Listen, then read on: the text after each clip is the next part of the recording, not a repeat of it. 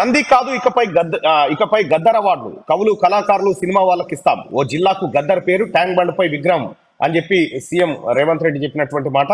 గద్దరన్నతో మాట్లాడితే 1000 ఏనుగుల బలం వచ్చేది అని చెప్పి ఆయన గుర్తు చేసుకున్నాడు ముఖ్యమంత్రి రేవంత్ రెడ్డి గారు. ఇక ఆ బలంతోనే కేసీఆర్ గడీలు గోడలు బద్దలు కొట్టినాం. ఇది ప్రజాపాలన కాబట్టి కవిత కూడా స్వేచ్ఛగా వినతి పత్రం ఇస్తున్నారు. 3 నెలల్లో కేసీఆర్ సీఎం అవుతారని కొందరు పగటి కలలు కంటున్నారు. అలాంటి ఆలోచన చేస్తే ప్రజలే సజీవంగా గోరి కడతారు. 5 ఏళ్లు కాదు 10 ఏళ్లు సుస్థిర పాలన అందిస్తామని వెల్లడి. రవీంద్ర భారతిలో ప్రభుత్వం తరఫున ప్రభుత్వం ఆధ్వర్యంలో ఘనంగా గద్దర్ జయంతి వేడుకలను నిర్వహించడం జరిగింది. కవులు కళాకారులు సినిమా వాళ్లకు రాష్ట్ర ప్రభుత్వం తరఫున నంది అవార్డులకు బదులు గద్దర్ అవార్డులు ఇస్తామని సీఎం రేవంత్ రెడ్డి ప్రకటించారు. అదే శాసనమని తన మాటే జీవో అని స్పష్టం చేశారు. Telangana legend brand ambassador Gaddar అని కొనియాడారు. వచ్చే ఏడాది గద్దర్ జయంతి రోజు జనవరి 31 నుంచే ఈ అవార్డులను అందజేస్తామని వెల్లడించారు. ఓ జిల్లాకు గద్దర్ పేరు పెట్టేందుకు హైదరాబాద్లోని ట్యాంక్ బండ్పై గద్దర్ విగ్రహం ఏర్పాటు చేసేందుకు కేబినెట్ లో చర్చించి నిర్ణయం తీసుకుంటామని హామీ ఇచ్చారు. బుధవారం హైదరాబాద్లోని రవీంద్ర భారతిలో గద్దర్ ఫౌండేషన్ తెలంగాణ భాషా సాంస్కృతిక శాఖ ఆధ్వర్యంలో ప్రజాగాయకుడు గద్దర్ జయంతి సభ జరిగింది. ఈ సభకు CM Revanth Reddy, deputy CM బట్టి విక్రమార్క, మంత్రులు జూపల్లి కృష్ణారావు, పొన్నం ప్రభాకర్ తదితరులు ఈ కార్యక్రమానికి హాజరయ్యారు నిన్న జరిగినటువంటి దానికి. అయితే ఇక్కడ గద్దర్ గతంలో తెలంగాణ రాష్ట్రం ముఖ్యమంత్రిగా కేసీఆర్ ఉన్న సమయంలో ప్రగతి భవన్ దగ్గరికి వెళ్ళి అనేక మార్లు ఆయన వినతి పత్రాలు అందించే ప్రయత్నం చేసింది. కానీ ఎన్ని ప్రయత్నాలు చేసినప్పటికీ కూడా కేసీఆర్ ఆయనకు అపాయింట్మెంట్ ఇవ్వకుండా ఆయనని ఒక సుదీర్ఘ పాటు తన జీవితాన్నంతా ఉద్యమాలకే త్యాగం చేసినటువంటి వ్యక్తిని అవమానించాడు కల్వకుంట్ల చంద్రశేఖరరావు. అక్కడ మనం గేట్ దగ్గర కూర్చున్నటువంటి ఫోటోను కూడా చూడొచ్చు. అయితే విషయం ఏంటంటే గద్దర్ను గౌరవించుకోలేదు, ఏ కళాకారుని గౌరవించుకోలేదు, అనేక మంది తెలంగాణ కోసం పోరాటం చేసిన వ్యక్తులను గౌరవించుకోలేదు కేసీఆర్. అంతేందుకు జయశంకర్ సార్కు సంబంధించినటువంటి ఒక కీలకమైన రాజ్యసభ స్థానాన్ని కాంగ్రెస్ పార్టీ యూపీఏ ప్రభుత్వం అప్పట్లో ఆఫర్ చేస్తే ఆ ఆఫర్ను కూడా కేసీఆర్ తెగ నమ్ముకున్నాడు అప్పుడున్నటువంటి కొంతమందికి. ఆ తర్వాత కొండా లక్ష్మణ్ బాపూజీ తన ఇంటినే టీఆర్ఎస్ పార్టీ కార్యాలయం కోసం ఇస్తే కనీసం కొండా లక్ష్మణ్ బాపూజీ చనిపోతే తొంగి కూడా చూడలేదు కల్వకుంట్ల చంద్రశేఖరరావు. సో ఈ రకంగా ఉద్యమకారులను అవమానించినటువంటి కేసీఆర్ ఓవైపు ఉంటే, మరోవైపు ఉద్యమకారులను తెలంగాణ కోసం పోరాడి జీవితాలను పణంగా పెట్టినటువంటి వ్యక్తులను గుర్తు చేసుకుంటూ వారి జ్ఞాపకాలతో అవార్డులను అందించాలనేటువంటి ఒక అత్యుత్తమ ఆలోచన ఇప్పుడున్నటువంటి రాష్ట్ర ముఖ్యమంత్రి గారికి రావడం నిజంగా అది ఒక శుభసూచకం అని చెప్పుకోవాలి. గద్దర్ అనేకమైనటువంటి పాటలు గద్దర్ పాడినటువంటి సరే వేరే వాళ్ళు రాసినప్పటికీ గద్దర్ అన్న గలం నుంచి వచ్చినటువంటి అనేకమైనటువంటి పాటలను ఇప్పటికీ మనం టీవీలలో కానీ అక్కడిక్కడ సెల్ ఫోన్లలో చూస్తూనే ఉంటాం. సో బెల్లి లలితక్క విషయంలో గద్దర్ అన్న పాడినటువంటి పాట, ఆ తర్వాత బండెనక బండి గట్టి 16 బండ్లు గట్టి ఏ బండ్ల పోతావు కొడుకో నైజాము సర్కారోడా అంటూ మాభూమి సినిమాలో ఆయన పాడినటువంటి పాటతో పాటు ప్రజానాట్య మండలి, జననాట్య మండలిలో ఆయన ఆలపించినటువంటి గేయాలు, గీతాలు అనేకం ఇవాళ తెలంగాణ ఉద్యమానికి స్ఫూర్తిగా నిలిచినాయి. ఒకానొక మాట చెప్పాలంటే 2009లో కేసీఆర్ నిరాహార దీక్ష చేస్తున్నటువంటి సమయంలో నిరాహార దీక్ష పేరుతో కరీంనగర్ నుంచి ఆయన ఖమ్మం తీసుకపోతే ఖమ్మంలో ఆయన ఒకటే రోజుకు నిరాహార దీక్షను విరమించి ఏది మన ఏం దాగినది నిమ్మరసం దాగినటువంటి కేసీఆర్ గతంలో దీక్షను విరమిస్తున్నటువంటి సందర్భంలో గద్దర్ వెంటనే ఆ ఉద్యమాన్ని ఎట్టి పరిస్థితిలో ఆగనీయకూడదని చెప్పి ఉస్మానియా యూనివర్సిటీకి వచ్చి వెంటనే కేసీఆర్ కు పాడగట్టిండు. నువ్వు తాగాల్సింది నిమ్మరసం కాదురా, మా పేద ప్రజల రక్తం దాగు, ఉద్యమకారుల రక్తం దాగు, అమరవీరుల రక్తం దాగు అని చెప్పి నినదించి గలమెత్తినటువంటి గద్దరన్న తెలంగాణ ఉద్యమాన్ని మళ్ళీ నిర్మించడంలో తన వంతు పాత్ర పోషించిన ఉస్మానియా యూనివర్సిటీలో ఆ రోజు మేమే ప్రత్యక్ష సాక్షులం.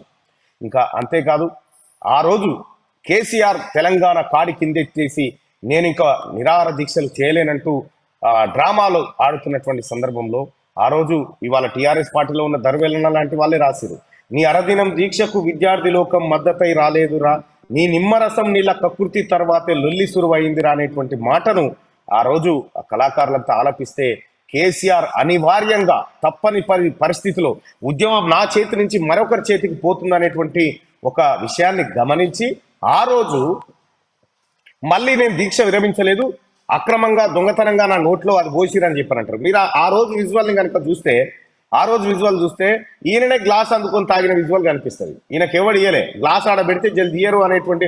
ఆ రోజు మందకృష్ణ మాదిగ ఉన్నాడు, అద్దంకి దయాకరన్ ఉన్నాడు, అనేక ప్రజా సంఘాల నాయకులు ఉన్నారు అక్కడ. ఆ రోజు జరిగినటువంటి కేసీఆర్ ఆ రోజే దీక్షను, ఆ రోజే తెలంగాణ కాడిని కిందెత్తేసిండు. ఆ తర్వాత కాడిని మోసింది గద్దరన్నే ముమ్మాటికి.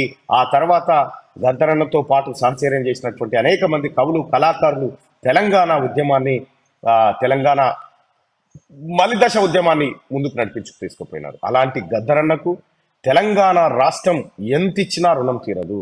ఆయన కూతురికి, గౌరవ ముఖ్యమంత్రి రేవంత్ రెడ్డి గారు ఆయన కూతురికి ఆ కంటోన్మెంట్ ఎమ్మెల్యే అభ్యర్థిత్వాన్ని ఖరారు చేసినప్పటికీ హైదరాబాద్ లో జరిగినటువంటి ఫలితాలు భిన్నంగా ఉన్నాయి కాబట్టి గద్దరన్న కూతురు అక్కడ ఓడిపోవడం జరిగింది. అయినప్పటికీ గద్దరన్న పేరు మీద నంది అవార్డు, ఇది ఊహించిరా ఎవరన్నా? సాధ్యమైందా?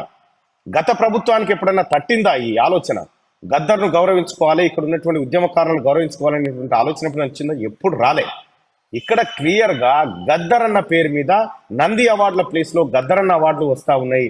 ఒక అవార్డు వీలుంటే ముఖ్యమంత్రి గౌరవ రేవంత్ రెడ్డి గారు ఒక్కటి వీలుంటే తెలంగాణ రాష్ట్ర కళాకారులను నిర్లక్ష్యం చేసిన కోటాలో కేసీఆర్ గారు కూడా ఓసారి గద్దర్ అవార్డు ఇవ్వు.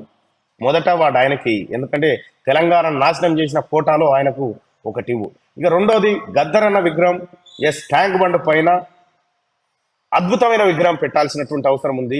వీలైతే అమరవీరుల స్తూపం దగ్గర పెట్టాలి, ఎందుకంటే అమరులకు సంబంధించినటువంటి అనేక గేయాలను ఆలపించిండు తెలంగాణ ఉద్యమానికి, అలాగే దండకార ఉద్యమాలకు ఆయన గొంతు కలిపిండు. కాబట్టి దీంతో పాటు గద్దరన్న పుట్టిన ఊరు మెదక్ జిల్లా తూప్రాన్లో గద్దరన్న పుట్టిన ఊరుంది. వాళ్ళ తాతలు, నాకు ఓసారి గద్దరన్న చివరిసారిగా గద్దరన్న చనిపోయే ముందు చివరి మాటలు క్యూన్యూస్ తోనే ఆయన మాట్లాడడం జరిగింది. ఆ క్యూన్యూస్ లో నేను అడిగినటువంటి మాటలు ఇప్పటికి వీలైతే మీకు స్క్రీన్ మీద వేసి చూపించే ప్రయత్నం చేస్తారు మా వాళ్ళు. అయితే గద్దరన్న మాట్లాడుతూ యుద్ధం అయిపోలే బిడ్డ, అందరూ కలిసికట్టుగా ఐక్యంగా పోరాడాలని చెప్పి అపోలో హాస్పిటల్ బెడ్ మీద నుంచి మాట్లాడడం జరిగింది. అయితే గద్దరన్న గతంలో అనేక మార్లు క్యూన్యూస్కి వచ్చినప్పుడు కానీ, లేకపోతే తను వ్యక్తిగతంగా కలిసినప్పుడు కానీ, మల్లన్న నీ పోరాటం గొప్పది బిడ్డ, నువ్వు ఎప్పటికైనా ఈ ప్రజల మనిషిగా మిగిలిపోతావు, మనకు మిగిలేది ఇదొక్కటి మాత్రమే, దీని గురించి ఏమొస్తుంది ఏం పోతుంది అని ఆలోచించకు, నీ అంతిమ శ్వాస వరకు ప్రజల కోసం పోరాడు, అదే మన పిల్లలకు కానీ మన చరిత్రకు కానీ ఒక నాందిగా కాబోతుంది అనేటువంటి అనేక విషయాలు గద్దరన్న చెప్పింది. సో ఆ గద్దరన్న ఇవాళ చనిపోయి మనకు దాదాపు ఇంతకాలం అయితే ఉంది, ఇప్పటికీ ఆ గద్దరన్న ఉన్నట్టుగానే మనకు కనిపిస్తూ ఉంది.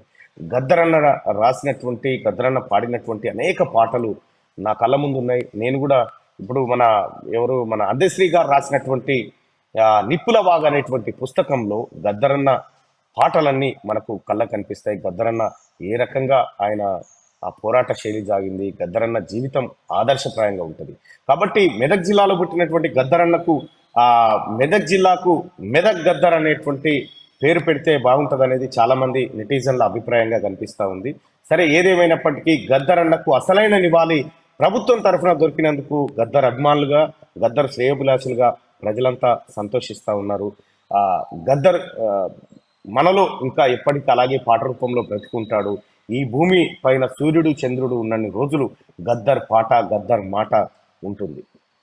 అనేకమైనటువంటి డప్పు రమేష్తో కలిసి ఆయన సహచరిత్యంలో ఉన్నటువంటి అనేక మంది ఆయన మరణాన్ని తట్టుకోలేకపోయినప్పటికీ కాలం ఆయనను తీసుకెళ్ళింది. ఏదేమైనప్పటికీ గద్దరన్న ఆత్మకు శాంతి కలగాలని, గద్దరన్న ఎక్కడున్నా గద్దరన్న మన గుండెల్లో దాచుకున్న వ్యక్తిగా మనలో ఒకటిగా ఉండిపోతాడని మనసారా ఆకాంక్షిస్తూ, గద్దరన్నకు రాష్ట్ర ప్రభుత్వం తరఫున అందినటువంటి నివాళి ఏదైతే ఉందో, ఘన నివాళి ఏదైతే ఉందో, దానికి ముఖ్యమంత్రి గారికి కృతజ్ఞతలు చెప్తూ ఇక గద్దరన్న వార్తలో మిగతా కేసీఆర్ మాట్లాడినటువంటి కేసీఆర్ గురించి మాట్లాడినటువంటి మాటల్ని ఒకసారి మనం చూద్దాం. క్రిమినల్తో పోట్లాడొచ్చు, పొలిటీషియన్తో పోట్లాడొచ్చు, కానీ క్రిమినల్ పొలిటీషియన్తో పోట్లాడు ప్రమాదకరం అని గద్దరన్న అంటుండే. కేసీఆర్ క్రిమినల్ పొలిటీషియన్ అని గద్దరన్న నాతో చెప్తుండే. మీ అందరి సహకారంతో కేసీఆర్ ను గద్దె దించడం, ప్రజాపాలన తెచ్చుకున్నాం అని సీఎం రేవంత్ రెడ్డి అన్నారు. గద్దర్ ఇచ్చిన స్ఫూర్తి బలంతోనే ప్రగతి భవన్ గోడలు బద్దలు కొట్టి మహాత్మా జ్యోతిబా పూలే భవన్ గా పేరు పెట్టుకున్నామని తెలిపారు ముఖ్యమంత్రి రేవంత్ రెడ్డి. నిన్న రవీంద్ర భారత్ లో ఆయనకు సంబంధించినటువంటి కార్యక్రమంలో గద్దర్ అభిమానులతో పాటు ముఖ్యమంత్రి రేవంత్ రెడ్డి గారికి గద్దర్ అంటే ఒక ప్రత్యేక అభిమానం. ఆయన చనిపోయినటువంటి సందర్భంలో అపోలో హాస్పిటల్లో మరణించిన తర్వాత ఆయన పార్థివ దేహాన్ని ఎల్బీ స్టేడియంలో పెట్టాలనేటువంటి నిర్ణయాన్ని చేసింది ముఖ్యమంత్రి రేవంత్ రెడ్డి గారు. అప్పట్లో ఎట్టి పరిస్థితుల్లో అవసరమైతే గేట్లు బద్దలు కొట్టైనా లోపల పెడతామని ఆ రోజు హెచ్చరికలు జారీ చేసి మరి గద్దరన్న పార్థివ దేహాన్ని మనకు ఎల్బీ స్టేడియంలో ఉంచి అభిమానుల సందర్శనార్థం పెట్టినటువంటి నాయకుడు మన ముఖ్యమంత్రి రేవంత్ రెడ్డి గారు. గద్దర్కు ఈ నివాళి చాలా చిన్నదే. ఆయన పోరాటానికి ఒక కెనరా బ్యాంక్ లో ఉద్యోగిగా పనిచేసినటువంటి గద్దరన్న క్రమంగా ఎర్రజెండా వైపు మళ్ళీ తన జీవితాన్నంతా దానికే దారపోసింది. ఆ తర్వాత తెలంగాణ ఉద్యమంలో ఒక్కడై తిరిగిండు. మలిదశ ఉద్యమం కానీ, తొలి దశ ఉద్యమం కానీ, ఆ తర్వాత అన్ని ఉద్యమాల్లో కూడా గద్దరన్న పాత్ర స్పష్టంగా కనిపిస్తుంది. ఇది నంది కాదు ఇకపై గద్దర్ అవార్డులు అంటూ ముఖ్యమంత్రి రేవంత్ రెడ్డి గారు గద్దర్కు అసలైన నివాళి అర్పిస్తూ ప్రకటించినటువంటి ప్రకటన ఇలా ఉంటాయిగా.